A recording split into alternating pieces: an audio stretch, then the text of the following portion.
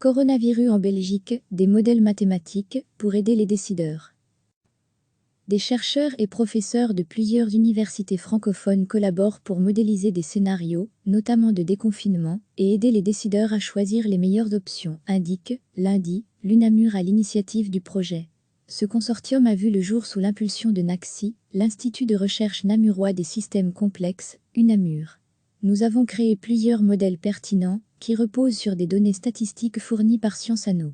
Ils projettent les situations que nous serons amenés à vivre en Belgique, selon les décisions des autorités, explique l'UNAMUR.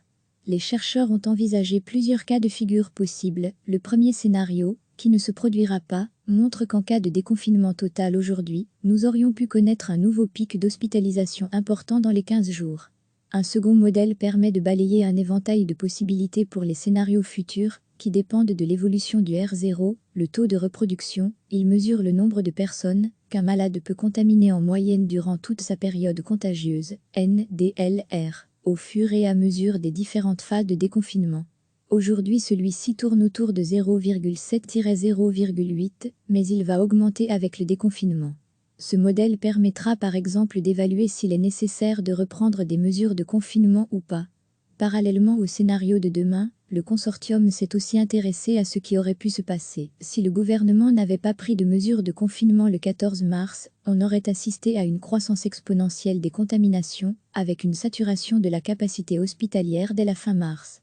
A l'inverse, si les mesures de confinement avaient été strictement respectées, on aurait vu une réduction drastique du nombre d'hospitalisations, moins de 10 par jour. Les modèles montrent également que si le gouvernement avait pris les mesures 4 jours plus tard, l'effet aurait été très important sur le nombre d'hospitalisations et de décès. Et le déconfinement n'aurait pas été possible avant le mois de juillet, ponctue l'UNAMUR. À noter qu'une démarche scientifique similaire est à l'œuvre du côté néerlandophone du pays. Recevez chaque matin l'essentiel de l'actualité. Des chercheurs et professeurs de plusieurs universités francophones collaborent pour modéliser des scénarios, notamment de déconfinement, et aider les décideurs à choisir les meilleures options, indique, lundi, l'UNAMUR à l'initiative du projet. Ce consortium a vu le jour sous l'impulsion de NACSI, l'Institut de recherche namurois des systèmes complexes, UNAMUR. Nous avons créé plusieurs modèles pertinents, qui reposent sur des données statistiques fournies par Sciences Anno. Ils projettent les situations que nous serons amenés à vivre en Belgique, selon les décisions des autorités, explique l'UNAMUR.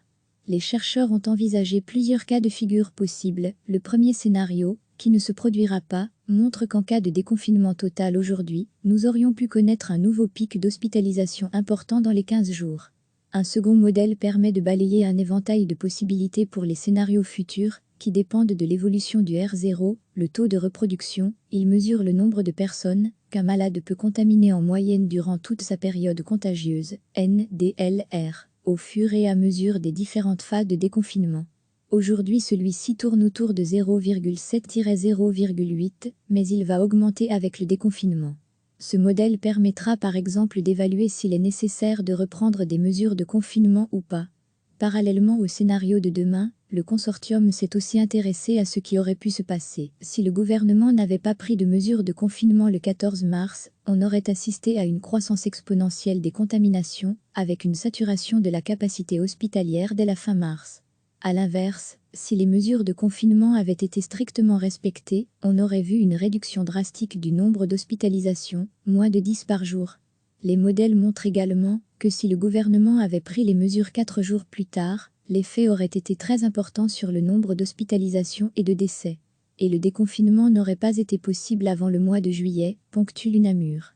À noter qu'une démarche scientifique similaire est à l'œuvre du côté néerlandophone du pays. Cliquez sur s'abonner pour recevoir les dernières nouvelles.